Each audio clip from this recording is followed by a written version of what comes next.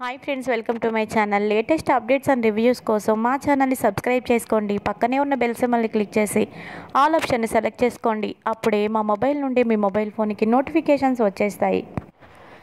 సంజు మౌనికతో మీతో నేను కొంచెం మాట్లాడాలి అని పక్కకు పిలుస్తాడు. ఇక మౌనిక కూడా లోపలికి వెళ్తుంది. ఇద్దరు ఓ రూమ్లో కూర్చొని మాట్లాడుకుంటూ ఉంటారు. బయట ఉన్న ప్రభావతి కంగారు పడుతూ ఉంటుంది. నా కూతురు పిచ్చి మాలోకం ఈ పెళ్లి ఇష్టం లేదు అని కొంపదీసి చెబుతుందా ఏంటి?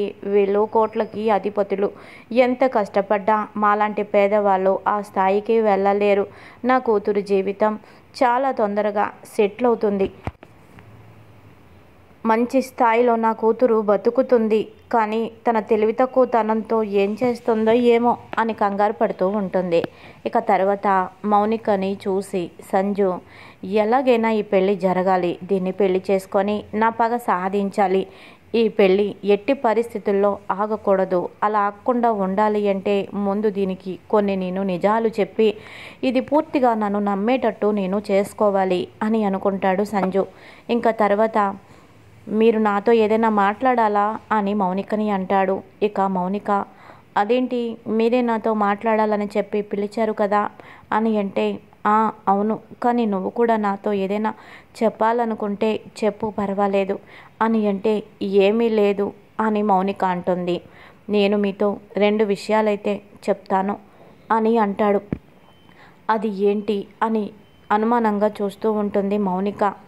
చూడండి, మీరు నన్ను పెళ్లి చేసుకున్న తర్వాత మీరు జాబ్ చేసుకోవచ్చు. అలాగే జాబ్ చేసుకున్న వచ్చే శాలరీ మొత్తాన్ని మీరు మీ పుట్టింటికి ఇవ్వచ్చు. దాని గురించి నేనేమీ మాట్లాడను. అలాగే ఇంకొక విషయం, నువ్వు లేని దానివి, మేము ఉన్నవాళ్ళం అన్న తేడా ఎప్పుడూ చూపించద్దు. నువ్వు నా మనిషివి, మా ఇంటి కోడలివి. మా మనిషిగా అయిపోయినప్పుడు ఈ భేదభావాలన్నీ నువ్వు చూపించద్దు అని అంటాడు. ఇక ఈ 2 మాటలు చెప్పడంతో మౌనిక సంతోషపడుతుంది. ఇంకా తర్వాత అలాగే మౌనికను పరిశీలనగా చూసి, మొత్తానికి నా దారిలోకి కొంచెం కొంచెం వచ్చేటట్టు చేశాను. పెళ్ళయ్యేదాకా నేను ఇలాగే మంచిగా మాట్లాడి నమ్మించాలి అని అనుకుంటూ ఉంటాడు. ఇంకో విషయం నీకు చెప్పాలి అని అంటాడు. ఏంటండి అది అని అంటుంది.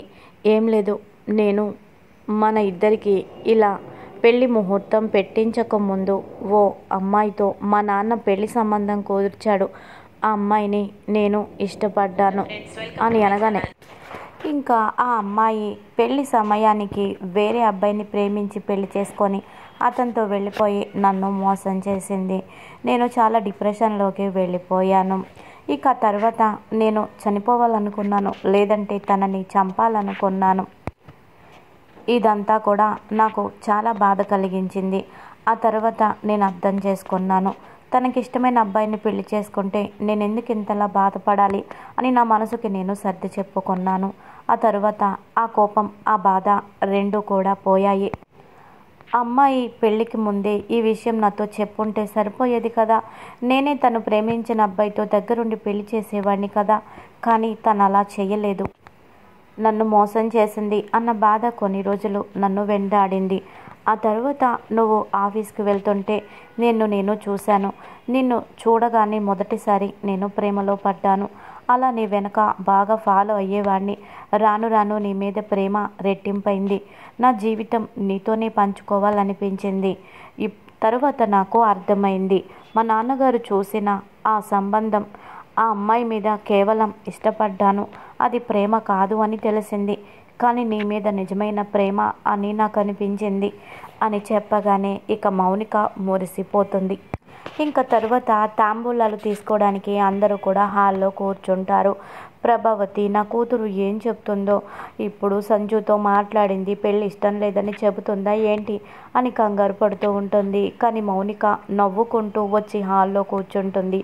ఇక తనని చూసి మీనా, మౌనిక, బాగా ఆలోచించుకొని నువ్వు సరైన నిర్ణయం తీసుకో. ఇది నీ జీవితం నీ చేతుల్లోనే ఉంది, బాగా ఆలోచించుకో అని అనడంతో అలాగే వదిన అని అంటుంది. ఇది ఇలా ఉండగా ఇంకొక పక్కన బాలు కారులో డ్యూటీకి వెళ్తాడే కానీ చెల్లెల గురించి ఆలోచిస్తాడు. నా చెల్లెలకి ఈరోజు తాంబూలాలు, ఈ సమయంలో నేను లేకపోతే ఎలా అని చెప్పి ఇక కారుని ఆపేసి తన ఫ్రెండ్ దగ్గరికి వస్తాడు. ఎరా, ఈరోజు నువ్వు డ్యూటీకి వెళ్ళాలి, ఇదిగో కస్టమర్ నెంబరు, తనని నువ్వు డీల్ చేయాలి, నేను ఈరోజు డ్యూటీకి వెళ్ళను అని చెప్తాడు. ఏమైందిరా అని బాలుని అనడంతో, ఏం లేదు, నా చెల్లెలకి మా అమ్మ ఓ సంబంధం చూసింది. ఎందుకో ఆ సంబంధం నాకు మొదటి నుంచి నచ్చలేదు, అస్సలు నాకు ఇష్టం లేదు. ఎందుకంటే మా అమ్మ ఆస్తి మూరెడు, ఆశ బారెడు, డబ్బుంది అని తెలిస్తే చాలు ఆ సంబంధం మా అమ్మకి నచ్చేస్తుంది. తన గురించి తెలిసి కావాలనే ఎవరో అమ్మని ట్రాప్ చేశారనిపిస్తుంది.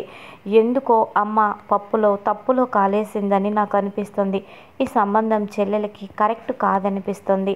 ఇంత జరుగుతుంటే నా మానాన నేను డ్యూటీకి వెళ్ళిపోవడం నాకు నచ్చలేదు, నేను ఉండాలనిపించింది, అందుకే అని అనగానే, సరేరా నేను వెళ్తానులే, నువ్వు గొడవలు పడద్దు, జాగ్రత్తగా డీల్ చెయ్యు, ఆలోచించి నువ్వు డీల్ చెయ్యు, ఆవేశంతో ఏ నిర్ణయం తీసుకోవద్దు, ఎవరిని బాధ పెట్టద్దు అని ఫ్రెండ్ చెప్పి తన కారుని తీసుకువెళ్తాడు.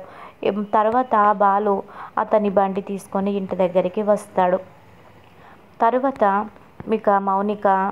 మౌనిక మీనాతో చెబుతుంది, ఈ పెళ్ళి నాకు ఇష్టమే వదినా అని చెప్పడంతో అందరూ సంతోషిస్తారు.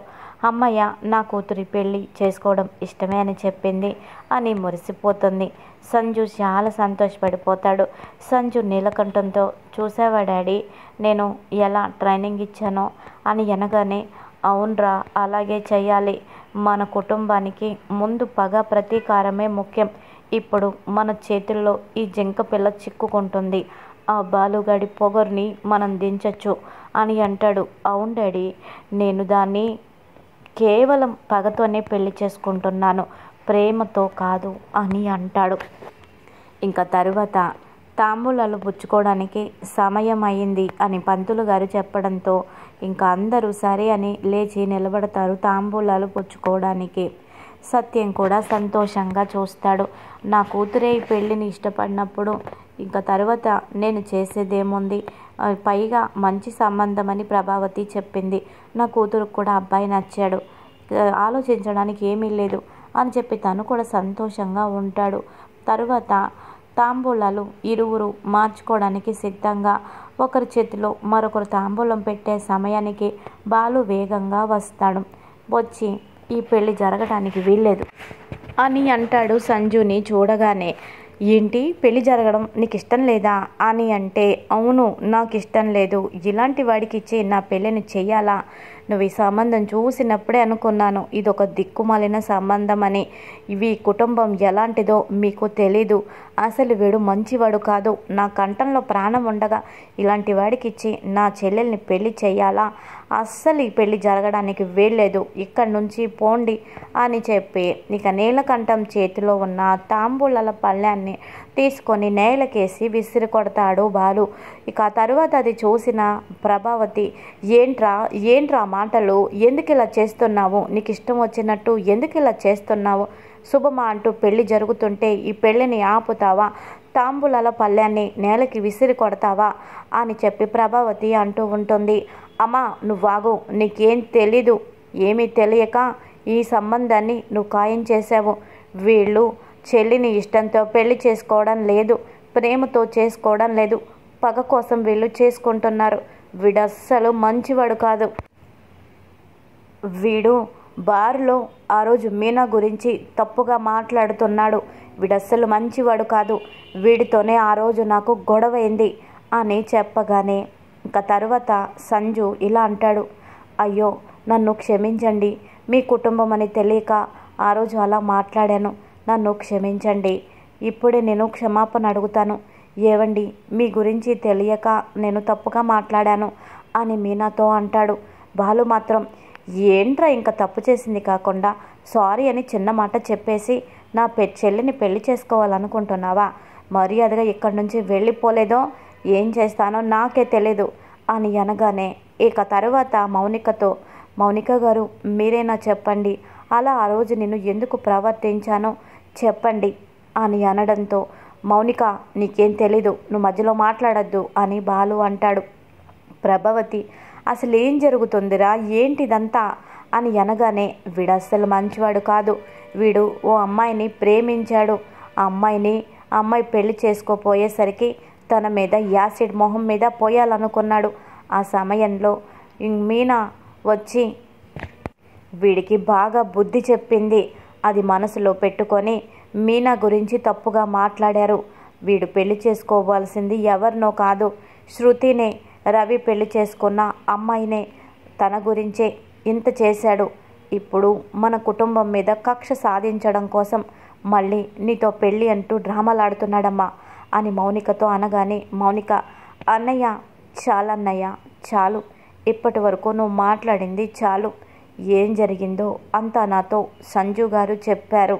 తనతో ప్రేమ గురించి, పెళ్లి దాకా వెళ్ళిన విషయం గురించి అంతా చెప్పారు.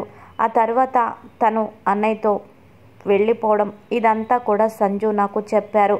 నన్ను మోసం చేయాలన్న ఉద్దేశం ఆయనకి ఉంటే ఈ విషయాలన్నీ నాకు చెప్పేవారు కాదు. కానీ అవన్నీ చెప్పి నన్ను ఒప్పించే ఈ పెళ్లి చేసుకుంటున్నారు. ఆయన సంజుని నేను పెళ్లి చేసుకుంటాను.